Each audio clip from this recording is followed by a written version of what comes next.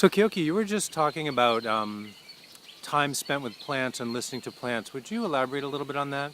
Yes.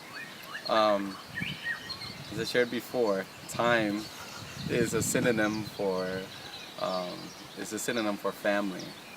Okay, because it's that time that we spend with them that helps us learn about them and their characteristics, their strengths, their weaknesses. And so this is the same thing that we are learning and deriving from the methodology in Ma'alapa'al. The more time that you spend with the plants, the more familial they'll be. Huh. They won't be foreign to you. If you go out into like the forest, and because you spent maybe a week, a month just knowing one plant, okay, and in all of its intricacies, you go into a forest, you'll be able to look and say, that is tili, that is ohia'ai, or this is aveoveo, or this is, or if you're down at the ocean, this is limukohu, this is limuli paha. And there's all of these different things that each la'au or each person can teach you about them. And so in our practice, we spend time, sometimes days, sometimes weeks, sometimes months, just studying either one or two certain plants in all of its detail. They are our family because they provide for us. And as much as we recognize that relationship, that they are our family, we won't mistreat them. If we don't mistreat them, then we also won't mistreat the aina that gives them nourishment and gives them life.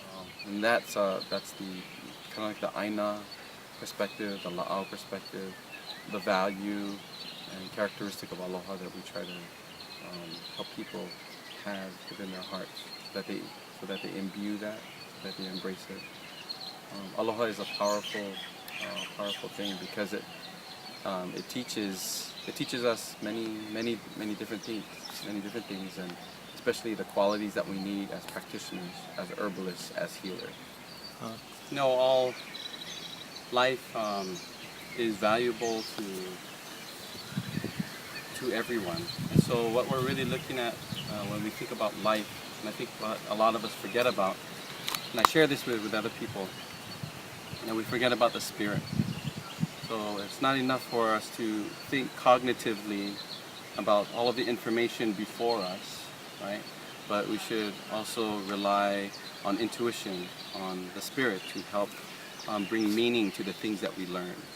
So when the spirit is present,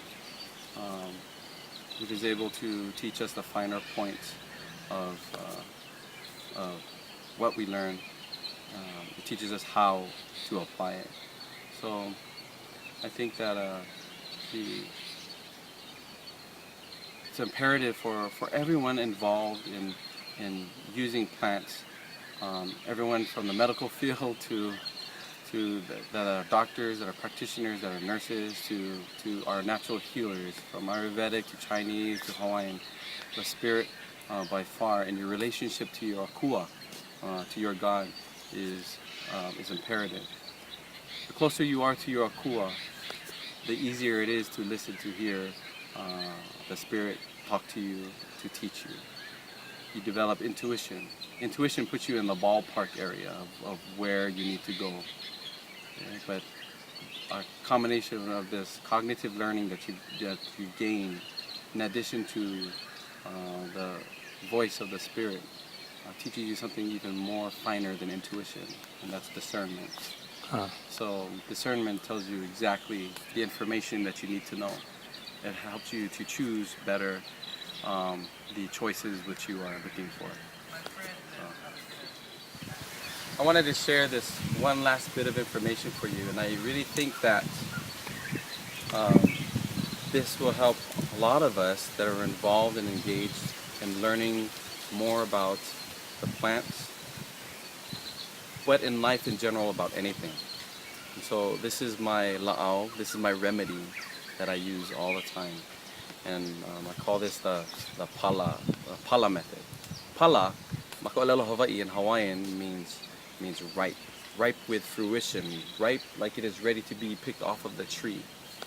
Ripe as in momono oya, it is sweet, it is ready, makaukau.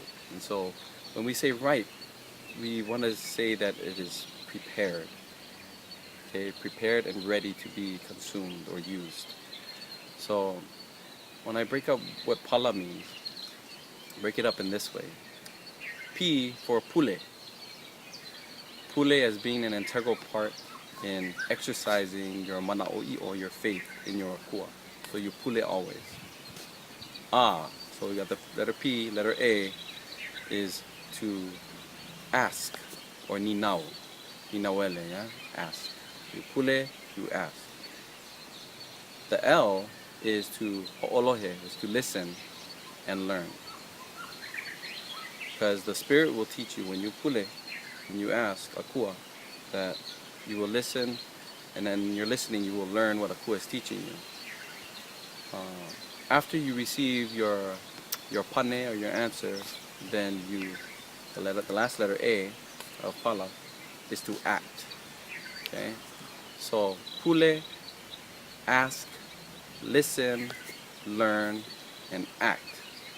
Now the way this works is when you act, when you actually start doing the things that akua asks you to do, or you receive information for or an answer, when you act, you're actually saying, okay, akua, I am going to listen, I am going to do. And then when you do it, it's kind of like you've taken whatever you've received off of your plate and you've accomplished it, you've done it, and your plate is empty.